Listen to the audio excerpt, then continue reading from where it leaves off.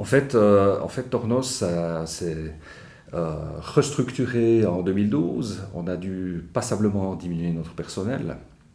Et puis, lié à ça, eh bien, on s'est rendu compte que notre efficience n'était pas là où elle devait être. Donc, l'idée était de, quelque part, enlever les silos et reconfigurer l'entreprise pour qu'on augmente notre efficience. La manière dont on a tenté de définir les objectifs, on a imaginé plein de choses. Et puis finalement, on a dit, mais le plus simple, finalement, c'est de recentrer l'objectif autour du client. Donc, quel est l'intérêt pour le client? C'est dès le moment où il a sa commande, vis-à-vis de l'efficience, c'est d'avoir un délai depuis le moment où il a mis sa commande jusqu'au moment où on a livré qui est le plus court possible. Donc on s'est mis deux objectifs. Le premier objectif, c'était de diviser le temps depuis l'entrée de commande jusqu'à la livraison d'un facteur 2 à 3. Et puis le deuxième objectif, ça c'est pour les produits qu'on appelle non configurés, et pour les produits configurés, de diminuer le temps de passage de 30% environ. Donc il y a la première phase, ça s'est passé en fait en deux étapes. Il y a une première phase de diagnostic où en fait, avec les gens de Oval, on a analysé les processus clés, ce qu'on a considéré comme les processus influençant directement nos, nos, les paramètres qu'on avait définis.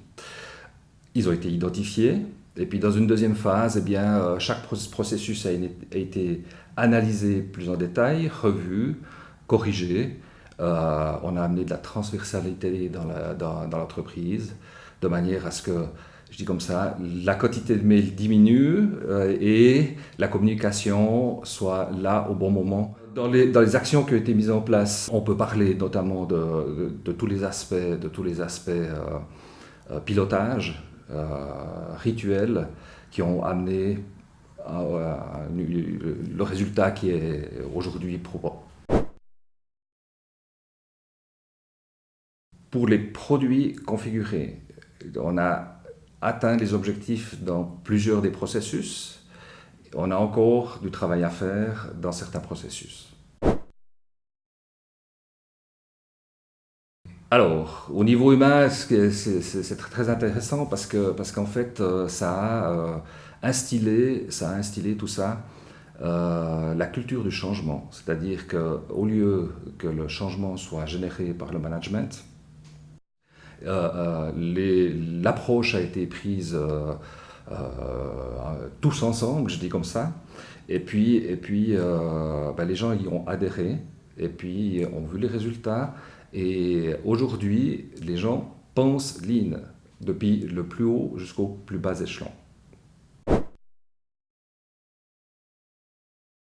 Donc, pour nous